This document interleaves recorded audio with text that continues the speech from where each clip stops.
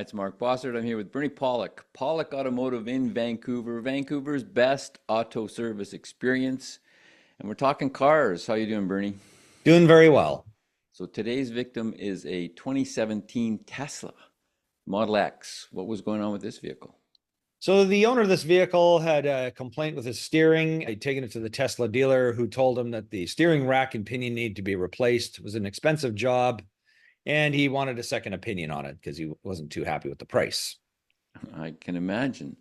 So let's go right to the pictures. What did you Yeah. find? You guys do some road testing first? Yeah, so we did a steering suspension inspection. We went for a road test in the vehicle. My technician never found any issues with it. He said it actually drove just fine. Nothing occurred and went for quite a long drive. He said he did hear a slight little clunking noise in the front occasionally. Took it back to the shop, put on the hoist, did an inspection of the steering suspension system, and we found a loose outer tie rod end.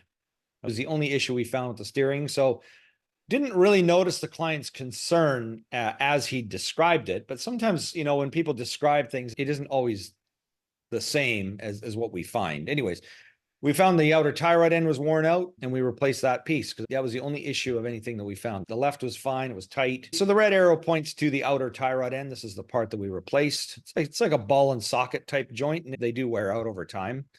Being in these vehicles are very heavy with the weight of the batteries. So they are actually harder on suspension parts than a internal combustion engine vehicle of the same size would be. Other issue, if you want to just move in from that tie rod end, you can see the bellows. Yeah, right there. That's the bellows of the rack and pinion. And inside there is another tie rod end. That's an inner tie rod end. They wear out from time to time too on any car. These ones were good on this vehicle, so we didn't replace it, but that is a wearable item too.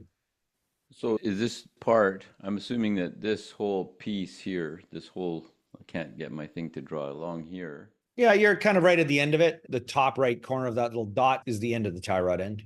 That's what you're saying. Up here. Yeah, right there. Yeah. And so that just bolts on or screws onto, It screws on. There's threads a lock onto. nut that holds it in place. And this is how you set the toe in on a wheel alignment is by adjusting that. So if you do it too much, the wheels will toe out. Or if you do it in too much, they'll toe in. So the other thing that is that we do after the tie rod end, of course, is a wheel alignment. I mean, we set it as best we can with our eyeballs, but it's never quite as good as it would be with an alignment machine. So you want to make sure that stuff is good to make sure it steers properly and prevent tire wear. And how common is this on vehicles? What would you normally expect? How long would it be until you needed to replace tie rod ends? Well, typically it depends from vehicle to vehicle. I'm thinking like Dodge trucks often have tie rod ends that get loose very quickly. They're kind of crappy. Other vehicles, they may last 10 to 20 years, depending on the car. Others, they'll wear out sooner. This vehicle is what, 2017, so 7 years old, not even 100,000 Ks on this vehicle. So, not a huge amount of mileage. Does how somebody drive make much difference? Not really. If you have the habit of hitting curbs, it would probably put a strain on your tie rod ends. And your rims?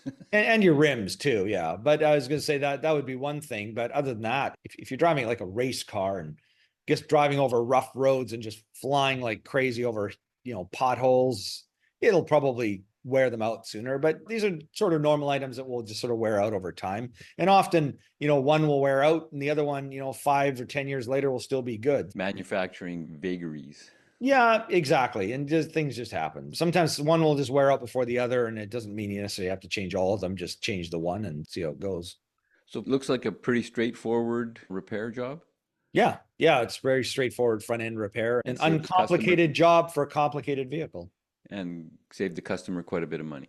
Yeah, absolutely. Pretty simple. Now, again, it's been a couple of weeks. We haven't heard back that there's any other complaints. So I'm assuming the steering rack is good based on our drive of it. And we did take it for a very long drive after doing the tie rod end. And again, there was nothing noticeable. Everything felt really good. So happy ending so far. So a lot of Teslas starting to show up in your repair regime. They are. Yep. They're wearing out. Many of them are off warranty now. A lot of them were on warranty for a while. But yeah, they're off warranty. And this part we put in actually was an aftermarket part as well. So parts are starting to become more available. This is always the issue with Tesla is getting parts. A lot of them were restricted to the dealer and they're difficult to order. They take time. So anything aftermarket we can get is good. If you're looking for a second opinion on your Tesla repair in Vancouver. The guys to see your Pawlik Automotive. You can reach them online to book at pawlikautomotive.com. You can book your appointment right there, or you can call them at 604-327-7112 to book your appointment. You have to book ahead. They're always busy. Pawlik Automotive, Vancouver, BC, Canada. Thanks so much for watching and listening. Thanks, Bernie. Thanks, Mark, and thanks for watching.